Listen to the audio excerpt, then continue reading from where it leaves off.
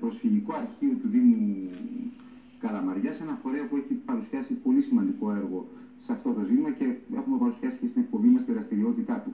Παρακολούθησα ένα μέρος των εργασιών του συνεδρίου και πρέπει να πω ότι μεταξύ των εισηγήσεων, τις πολύ ενδιαφέρουσες εισηγήσεις που έγιναν, μία που με εντυπωσίασε ως προς τη φρεσκάδα και το πρωτότυπο θέμα της ήταν η εισήγηση μιας νέας κοπέλας, μιας νέας επιστήμονας με θέμα τον κινηματογράφο ως εργαλείο διδασκαλίας της ιστορίας και με χαρακτηριστικό παράδειγμα την γνωστή κινηματογραφική ταινία του Τάσου Μπουλμέτη, την Πολίτικη Κουζίνα. Σκέφτηκα λοιπόν να καλέσω σήμερα σε αυτήν την πρώτη εκπομπή αυτής της σεζόν την Χαρά Νικολαίδου, η οποία είναι εκπαιδευτικός, έχει απόφοιτος παιδαγωγικού τμήματος με πολύ ενδιαφέρουσες σπουδές και μεταπτυχιακό στο αντικείμενό της, για να μιλήσουμε και για αυτήν την εισήγησή της, αλλά και γενικότερα για τα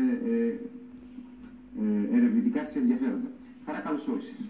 Χαίρετε και ευχαριστώ πάρα πολύ για την πρόσκληση. Θα μου επιτρέψει τον ελληνικό, οφείλεται και στο ότι είμαι πολύ μεγαλύτερος και κυρίως στο ότι χάρηκα πάρα πολύ σαν συμπατριώτης σου, γιατί σε πόδια από ό,τι κατάλαβα, για την πολύ ενδιαφέρουσα εισήγηση που έκανες.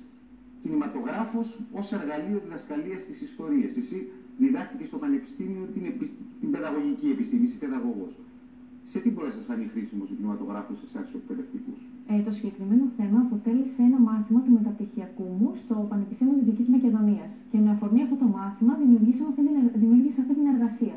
Ο κινηματογράφος μπορεί να αποτελέσει ένα μέσο και εργαλείο διδασκαλίας όλων των μαθημάτων, αλλά ένα παραπάνω της ιστορίας, γιατί υπάρχουν πάρα πολλές ταινίες με ιστορικό περιεχόμενο, ταινίες εποχής, που αναπαριστούν πολιτικά, ιστορικά γεγονότα του παρελθόντος. Και στην Ελλάδα και πολλές ελληνικές ταινίες υπάρχουν που μπορούν να χρησιμοποιηθούν στο σχολείο ως ένα μέσο και εργαλείο διδασκαλίας. Για μισό λεπτό. Εγώ είμαι φαν των ταινιών εποχής.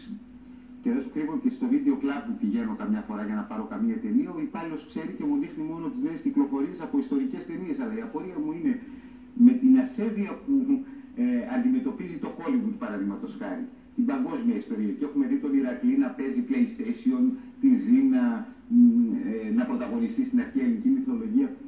Τι σε κάνει να πιστεύεις ότι τα παιδιά, οι αυριανοί σου μαθητές, θα μπορέσουν να διδαχθούν ορθά την ιστορία τους μέσω μιας κινηματογραφικής ταινίας? Όλο αυτό το ρεύμα με τον κινηματογράφο και την ιστορική διδασκαλία έχει και υποστηρικτές και επικριτές. Οι επικριτές κάνουν λόγο για θεωρούν τον κινηματογράφο σε ένα μέσο επιβλαβή, μέσω μαζικής κουλτούρας με αμφισβητούμενη αισθητική. Ακόμα όμως και έτσι, ακόμα και οι ταινίες που δεν αναπαριστούν ακριβώς τα γεγονότα έτσι όπως ήταν, μπορούν να αποτελέσουν ένα μέσο προβληματισμού, αμφισβήτησης και έρευνας από τα παιδιά, γιατί εχμαλωτίζουν πάρα πολύ το ενδιαφέρον μικρών και μεγάλων, οπότε είναι σίγουρα πιο ενδιαφέρον από το σχολικό βιβλίο, το καθιερωμένο σχολικό βιβλίο. Ας έρθουμε στη συγκεκριμένη ταινία. Επέλεξες μια ταινία που είχε κάνει πάταγο στην εποχή της και από άποψη εμπορικότητας, ας το πω έτσι, και από αριθμό εισιτηρίων στις αίθουσες, γιατί δεν είχαμε συνηθίσει σύγχρονο ελληνικό κινηματογράφο να κόβει εισιτήρια. Είχε θεωρηθεί ως ένα ελιτίστικο προϊόν για λίγους. Η Πολίτικη Κουζίνα έκανε θόρυβο στην εποχή της. Αυτό όμως νομίζω δεν είναι αρκετό ως κριτήριο. Για ποιο λόγο επέλεξες τη συγκεκριμένη ταινία? Θα μου πεις, ήταν συνέδριο Κωνσταντινοπολιτό και επομένως τα περιθώρια ήταν λίγο στά. Αλλά γενικότερα, γιατί αυτή η ταινία θεωρείς ότι έχει να πει πράγματα στα παιδιά? Θεωρώ πως αυτή η ταινία είναι ιδανική για να χρησιμοποιηθεί στο σχολείο και στο μάθημα και στη διδασκαλία της ιστορίας. Πληρεί κάποια συγκεκριμένα κριτήρια, όπως είναι η εγκυρότητα και η συνέπεια με την οποία αναπαριστά τα ιστορικά γεγονότα στα οποία αναφέρεται, καθώς και το κοινωνικό και πολιτιστικό επίπεδο και το κοινωνικό και πολιτιστικό πλαίσιο των Κωνσταντινουπολιτών. Επίσης, είναι μια ταινία που το γλωσσικό επίπεδο μπορεί και οι έννοιες οι οποίες υπάρχουν στην ταινία μπορούν άνετα να τις παρακολουθήσουν μαθητές από 11 έως 12 ετών, αλλά και στη δευτεροβάθμια εκπαίδευση. Επίσης, είναι η μόνη ταινία η οποία αναφέρεται στην ιστορία της ελληνικής μειονότητας της πόλης και στον ξεριζωμό τους. Δεν υπάρχει ούτε σε άλλη ταινία, αλλά ούτε και στην σχολική του δημοτικού, αλλά και της δευτεροβάθμιας.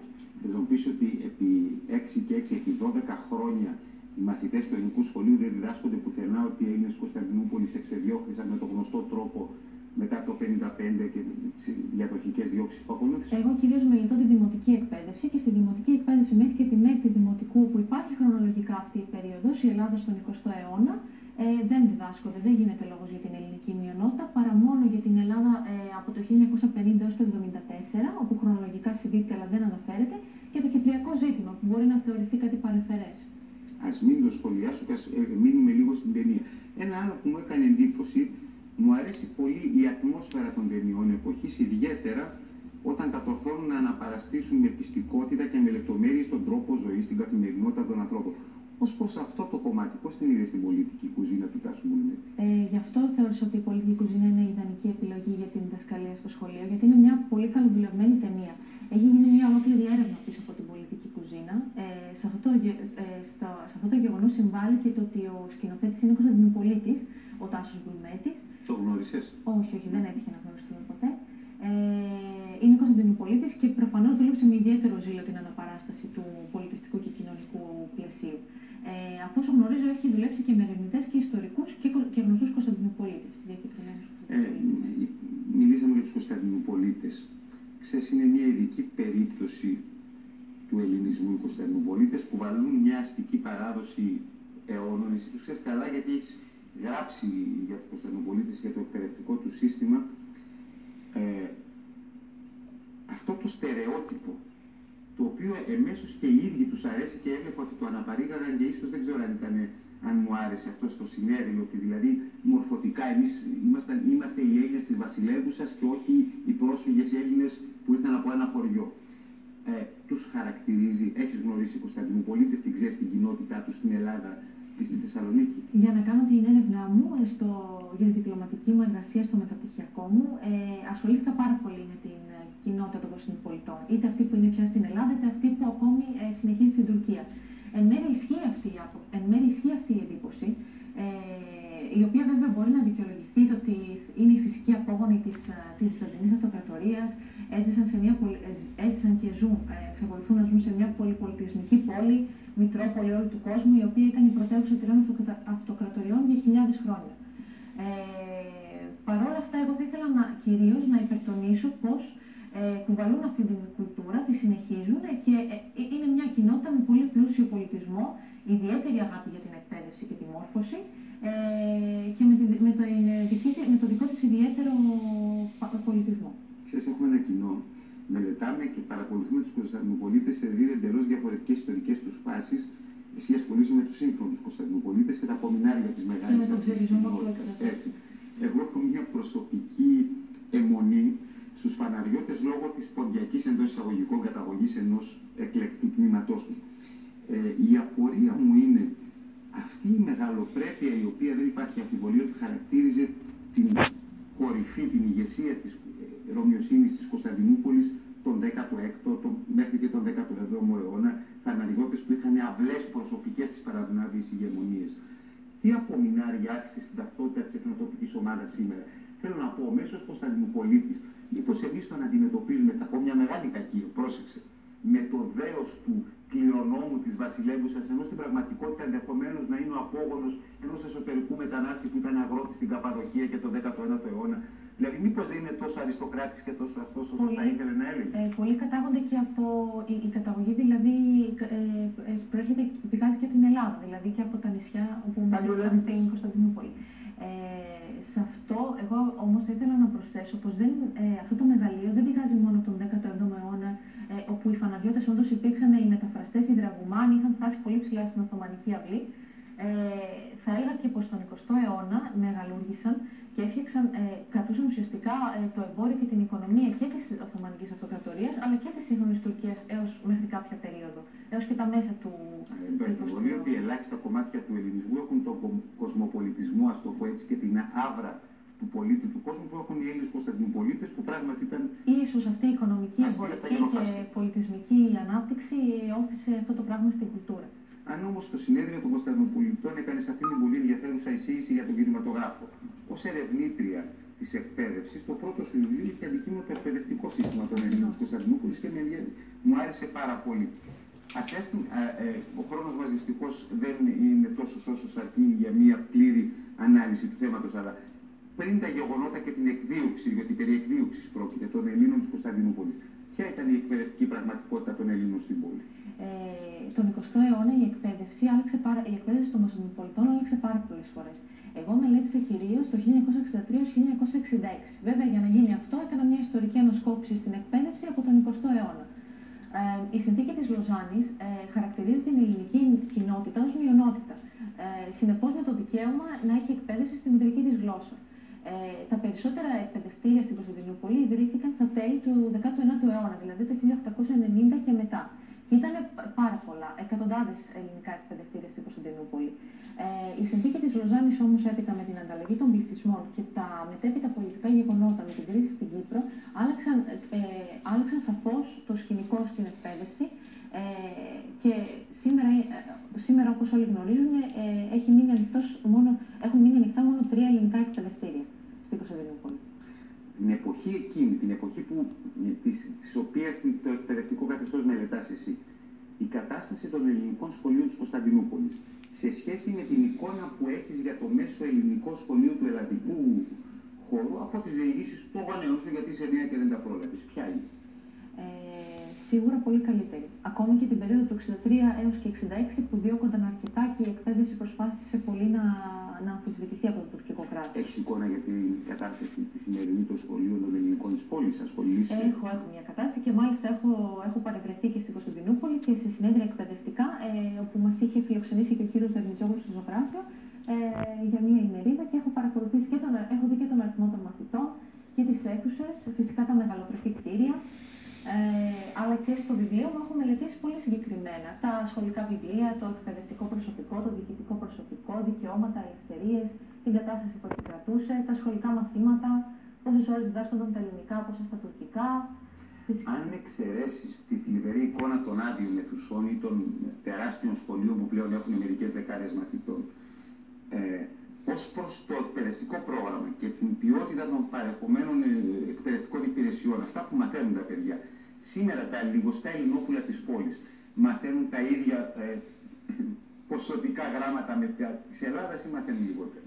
Αυτή η ερώτηση είναι πολύ δύσκολη, γιατί δεν μπορούμε να χαρακτηρίσουμε συγκεκριμένα τι εννοούμε όταν λέμε μαθαίνουν τα γράμματα. Τα ελληνόπουλα της πόλης βρίσκονται ανάμεσα σε 2 κουλτούρες και σε 2 γλώσσες, πολύ συγκεκριμένα σε 2 γλώσσες, και αυτό νομίζω ότι είναι ένα ιδιαίτερο θέμα για την εκπαίδευση. Τα παιδιά αυτά καλούνται φυσικά, εφόσον τα σχολεία τους περιλαμβάνονται στο τουρκικό κράτος, να διδάσκονται περισσότερες ώρες στην τουρκική γλώσσα παρά στην μητρική τους γλώσσα, που είναι τα ελληνικά. Οπότε εξ αρχής βρίσκονται σε ένα αντίλημα.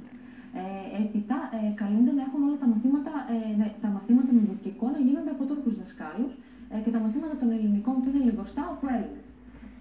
Η απορία μου, το τουρκικό, το καθαρό τουρκικό εκπαιδευτικό σύστημα, το δημόσιο, το έχεις παρακολουθήσει, έχεις άποψη όχι για τα ελληνικά σχολεία, για το μέσο τουρκικό δημοτικό σχολείο ή γυμνάσιο? Η δική μου εικόνα, από τα λίγα που ξέρω, γιατί εγώ δεν έχω ασχοληθεί φυσικά, είναι ότι όχι μόνο δεν υστερεί, ότι είναι ένα εκπαιδευτικό σύστημα μάλλον ανταγωνιστικό σε σχέση με το ελληνικό. Και σκέφτομαι αυτά τα παιδιά που μεγαλώνουν όντας μια απειροελάχιστη μειονότητα, με ειδικό ιστορικό βάρος, αλλά η ιστορία δεν μπορεί να μπει στη ζυγαριά των αριθμών. Σε σχέση με τους υπόλοιπους μαθητές του Τουρκία, τι τύχη μπορεί να έχουν σε ένα εκπαιδευτικό σύστημα φτιαγμένο για τουρκόπαιδα, για τα νέα παιδιά του τουρκικού έθνους, όταν αυτά τα παιδιά στο σπίτι τους μιλάνε, όπως είπες, ελληνικά? Αν και είναι πάρα πολύ δύσκολο, ξεκινάμε από μία άλλη βάση, έχοντας μία μητρική γλώσσα στο σπίτι διαφορετική από αυτή στην οποία θα καλούν να εξεταστούν στο σχολείο. Παρ' όλα αυτά, τα παιδιά αυτά, από όσο γνωρίζω και είναι προς τιμή τους και των οικογενειών τους, καταφέρνουν να σημειώσουν πολύ καλά ποσοστά στις παντουρκικές εξετάσεις και να φοιτήσουν στη τριτοβάθμια εκπαίδευση. Σχεδόν στο 90% των παιδιών αυτών φοιτούν στη τριτοβάθμια εκπαίδευση. Μια απορία μου. Είτε φοιτούν στην Ελλάδα. Συνήθως τι κάνουν, πηγαίνουν σε τουρκικά πανεπιστήμια ή έρχονται στην Ελλάδα? Αυτό νομίζω αλλάζει ανά δεκαετία. Ανάλογα τις κοινωνικές και πολιτικές καταστάσεις, αλλά και τις προσωπικές πεποιθήσεις του κάθε παιδιού. Το γεγονός ότι λόγω της συρρίκνωσης, της δραματικής συρρίκνωσης της ελληνικής μειονότητας στην Κωνσταντινούπολη, το Πατριαρχείο και οι εκπαιδευτικοί θεσμοί αναγκάστηκαν να ανοίξουν τα ιδρύματα τα εκπαιδευτικά και σε παιδιά μικρών χριστιανικών μειονοτήτων, όχι ελληνικής καταγωγής. Παραδείγματος χάρη, έχουμε αραβόφωνα παιδιά που πηγαίνουν σε πολλά ελληνικά σχολεία στην Κωνσταντινούπολη, γιατί η αραβόφωνη κοινότητα είναι αδύναμη οικονομικά. Υπάρχουν οι θεσμοί, υπάρχουν τα μεγαλοπρεπή κτίρια και είναι άλλοι από μαθητές. Αυτό επιβαρύνει την ποιότητα των παρεχόμενων υπηρεσιών. Αν δηλαδή μια τάξη έχει 5 Ρωμιόπουλα, Ελληνόπουλα της πόλης και 2-3 παιδάκια που είναι από οικογένειες αραβόφωνων, αυτό δεν θα επηρεάσει το μάθημα των ελληνικών, παραδείγματος χάρη? Για τα ελληνικά εκπαιδευτήρια της Κωνσταντινούπολης, νομίζω ότι το κυρίαρχο πρόβλημα είναι ο αριθμός των μαθητών. Γιατί αν τα σχολεία αυτά δεν πληρούν τον αριθμό των μαθητών, κινδυνεύουν με κλείσιμο. Θα κλείνει. Ναι, βέβαια. Γιατί δεν έχει λόγο ύπαρξη. Υπάρχει κάποιο όριο? Ναι, βέβαια. Υπήρχαν πολλά δημοτικά σχολεία την πρώτη δεκαετία του 2000, όπου είχαν 1 και 2 μαθητές, εν τέλει με ένα μαθητή έκλεισαν. Γι' αυτό έχουν μείνει μόνο 3 ελληνικά σχολεία ανοιχτά. Οπότε το ζητούμενο, θα έλεγα, είναι να αυξηθεί ο αριθμός των μαθητών. Και αυτό πετυχαίνεται με την έλλειψη των ανθρώπων αυτών και των παιδιών τους. Παρ' όλα αυτά, μιλούν μια άλλη μητρική γλώσσα και είναι μια πολύ απαιτητική εκπαιδευτική κατάσταση, αλλά νομίζω ότι είναι και στο χέρι των εκπαιδευτικών να δράσουν αναλόγως. Κλείνοντας, υποθέτω ότι τις εργασίες του συνεδρίου για τους Έλληνες Κωνσταντινούπολης παρακολούθησες όχι μόνο επειδή συμμετείχες ως εισηγήτρια, αλλά και λόγω των ερευνητικών σου ενδιαφερόντων. Πώς φάνηκε το συνέδριο? Το συνέδριο, θα έλεγα, ότι ήταν άρτια διοργανωμένο, χάρη στο Ιστορικό Αρχείο Προσφυγικού Ελληνισμού και την Ελένη Ιωαννίδου και τη Μαρία Καζατζίδου, οι οποίες κάνουν καταπληκτική δουλειά. Θα έλεγα ότι οι καλύτεροι ερευνητές επάνω στον ελληνισμό της Κωνσταντινούπολης μίλησαν και έκαναν εισήγηση. Μου άρεσε πάρα πολύ και προσωπικά το ότι δόθηκε χώρος και σε εμάς και σε νεότερα πρόσωπα να μιλήσουμε κι εμείς και να κάνουμε κάποια εισήγηση. Θα έλεγα ότι κάλυψε πολλά φάσματα. Είναι ανοιχτή απέναντι στη γενιά σας η ελληνική ακαδημαϊκή κοινότητα? Μια νέα κοπέλα που πρόσφατα ολοκλήρωσε το μεταπτυχιακό της εκλήθη σε ένα συνέδριο στο οποίο μετήχαν και σημαντικοί ιστορικοί επιστήμονες μεγάλης ηλικίας, κάποιοι από τους οποίους δεν μπορούν καν να είναι δάσκαλοι της γιατί έχουν βγει στη σύνταξη. Συνηθίζεται αυτό στο χώρο σας? Αυτό το βιώνω τώρα, είναι μια νέα κατάσταση για μένα, γιατί μόλις αποφύτησα από το μεταπτυχιακό μου. Αλλά θα έλεγα, όπως σε όλες τις καταστάσεις, υπάρχουν και ευκαιρίες, υπάρχουν και δυσκολίες. Σου εύχομαι ειλικρινά αυτή η πρώτη σου δημόσια επιστημονική παρέμβαση να είναι ένας μικρός σταθμός σε μια μελλοντική πορεία πολλών σημαντικών δημοσιεύσεων, να είναι όλες εξίσου ενδιαφέρουσες και πάντοτε να τις προσεγγίσεις με αυτόν τον πρωτότυπο τρόπο που προσήγησες και την ιστορία και τον κινηματογράφο μέσω διδασκαλίας της ιστορίας. Εγώ για ακόμη μια φορά ευχαριστώ πάρα πολύ για την πρόσκληση και τη συνέντευξη. Ναι, είσαι καλά. Πάμε σε ένα διαφημιστικό